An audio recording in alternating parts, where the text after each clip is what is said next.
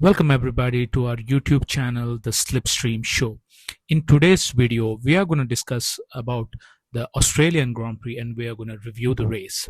So let's start with the top 10 finishers. So let's see who all finished in top 10. So George Russell won the race, followed by Kimi Antonelli and Charles Leclerc on the podium. Lewis Hamilton finished P4, Lando Norris finished P5, Max Verstappen P6, Oliver Behrman P7, Arvid Lindblad P8, Gabriel Bortolotto P9 and Pierre Gasly finished P10. So as expected, Mercedes finished 1-2. So George Russell won the race from the pole position, and as we expected, Kimi Antonelli finished P2, and I had predicted that Charles Leclerc will be on the podium. So I got my top three predictions spot on today. The Mercedes had a lot of pace in today's race, so they're winning, and having the P1 and P2 it was not a surprise, as we have seen their race pace. Now let's try to dissect this race and see what all the key moments that we saw in the race. So the race start was a bit chaotic. Charles Leclerc made an amazing start from P4. He was on the P1 by the time they go into turn 2. So he had a fabulous start, and we expected that Ferraris will make a flying start. Kimi lost a lot of position. He was P7 by the lap 1. George Russell lost the lead, but he was hanging behind Leclerc, and just in the lap 2 he overtook Leclerc, but again Leclerc made a amazing start, amazing overtake on George Russell. So the initial few laps were quite staggering. Then obviously the safety car came, and Hajar, with a hydraulic issue, parked his car, and VSC was deployed. Under VSC, George Russell and Kimi Antonelli both pitted. Both Ferraris stayed out. They took they took a different route. They preferred to take the track position and stayed out for much longer, and probably waited for another VSC, which again came on lap 18. But by the time they make up their mind on the second VSC, the pit lane was closed because Bottas parked his car just around the pit entry. So there was no way Ferrari could have reacted. Obviously, behind them, Max and Lindblad and all pitted because they could get into the pit lane before the pit lane was closed. But Ferrari could not make any quick decision because they already passed the pit entry. And after a few laps, Ferrari pitted under normal circumstances, and once that race settled, it looked like Mercedes had everything under control. Yes, George went too long on those hard tires, almost like 44 laps, but they had a lot of pace. They could manage their tire, and at any point it did not seem that Ferrari was threatening. It was a comfortable win for Mercedes, 1-2, and Leclerc finished P3. Now let's look at if Ferrari could have done something different in today's race. The short answer is yes, they could have done something different, but could they have won the race? The answer is no. I do not think Mercedes would have lost this race through strategy, because they had a lot of pace. Even if there was a two-stop race or any other strategic dice, if Ferrari would have thrown, I think Mercedes would have responded. I think they had a lot of pace in the car. I at any point I did not see Russell losing this control, but Ferrari probably could have had a double podium if they would have pitted at least one of the cars in one of the VSCs. So they could have easily split the strategy and could have seen how that thing would have planned out. But I think what they wanted to do was they wanted to go long in the first stint and try to neutralize the race for Mercedes, but that couldn't happen. So at best they could have split the strategy and see how that would have played out. But again, Ferrari is Ferrari, so their strategic calls will probably invite a lot of memes on the social media today. So yeah, I mean, the win for Mercedes was never under threat for sure.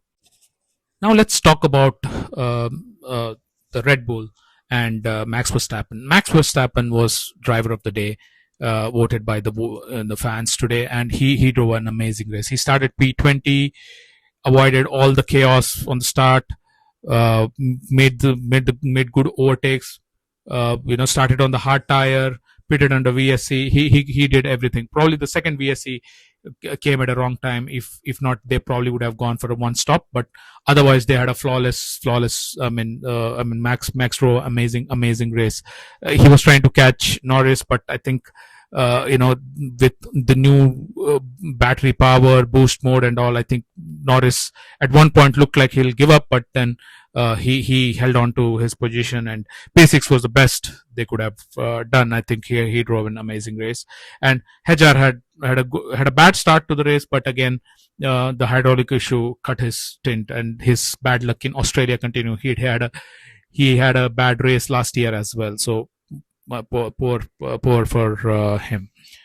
Now let's look at other drivers.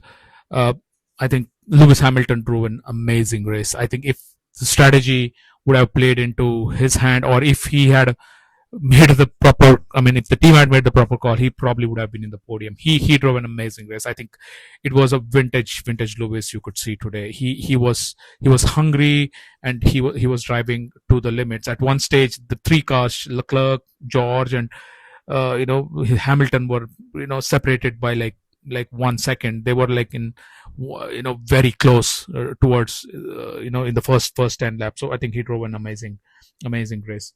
And in other teams, I think the driver who stood out for me from today's race was Arvid Lindblad. What a debut for Arvid. He drove an amazing race. He held on to Max for a few laps, tried to hold on to him, but I think he did not have pace. But starting in the top 10 and finishing in top 10 in this first race was phenomenal achievement. I think Lawson, who also started in P10 but could not finish in the top 10, he'll be disappointed, and probably will have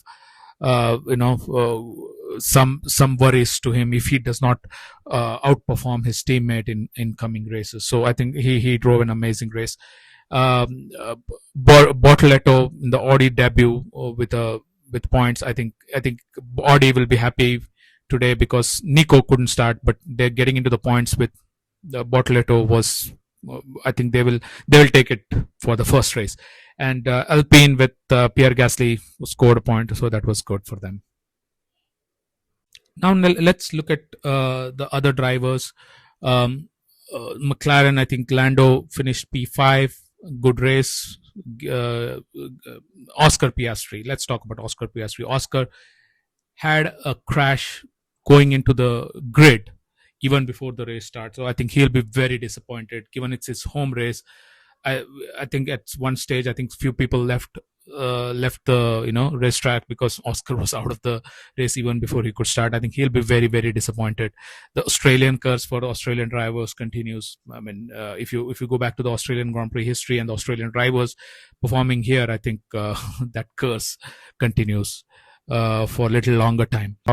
The two Williams, I think, will be disappointed. But if you look at the onboard of Carlos Sainz, he had an amazing getaway from the grid. He started like P21. I think he made like 6-7 places in the first lap. I think he had a phenomenal start, but obviously could not finish in the points. One driver we have to talk about is Oliver Bearman. I think he drove a good race. Haas finished in points. He obviously was fighting with Arvid and Max and Lando. I think he held on to his position and did well. So overall, it was a good start to 2026 season for most teams. Out of 11 teams, eight teams scored points today. So that's something I don't think so that happened in any time in recent history. So that's a good start to the new regulations. Now let's look at what are the key takeaways from this race. So obvious takeaway is Mercedes is quick. They have a lot of pace, and probably George Russell will be favorite to win the drivers championship this year, and Mercedes is favorite to win the constructors champions. Although it's gonna be a development game, but I don't see them dropping the ball. They are experienced team, so I don't see them dropping the ball. The only thing which can hinder their progress is reliability, as you have seen with Hajar. So I think the reliability will be a big question mark for most of the teams. I think what George had some changes in his car parts before the start of the race. I think they're at one stage the reliability is gonna come to bite them, but I think they will have enough margin to make up for that reliability issue. Ferrari was quick. They'll be disappointed with the strategy and how things played out, but they'll be happy that they have a lot of pace. They can make flying start. I think they will take a lot of positives. And if you're a Ferrari fan, I think you should be positive because Lewis Hamilton is back in form. Charles Leclerc did what he does. I think they had a good start. RB looked quick. The Red Bull with Max. I think if Max would have been in P5 in the qualifying, I think he would have been challenging for the podium position for sure. I think he had a lot of pace in that car. I think they'll go back happy from here. And with the next race in China, which is going to be a sprint weekend, the teams will be a little nervous because they will have very limited time. They'll have limited time going into the race. They'll have only one practice session to set up their car, but it's a sprint weekend. Let's see how that goes underway under 2026 regulation. Let's see how that plays out.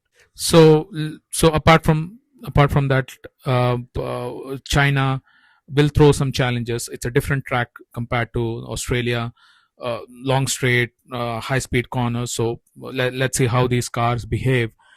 So they were projecting that this is one of the worst tracks for the 2026 cars. So even in the worst track, the cars performed well. So let's see how it will perform on the best track. So we can't wait to go racing in China. So let's see how that goes. So yeah, so that's all from this video on the our review. So please like and subscribe to our channel. Tell us your opinion about this race. Let's have an interaction in the comment section. So thank you for watching. Thank you.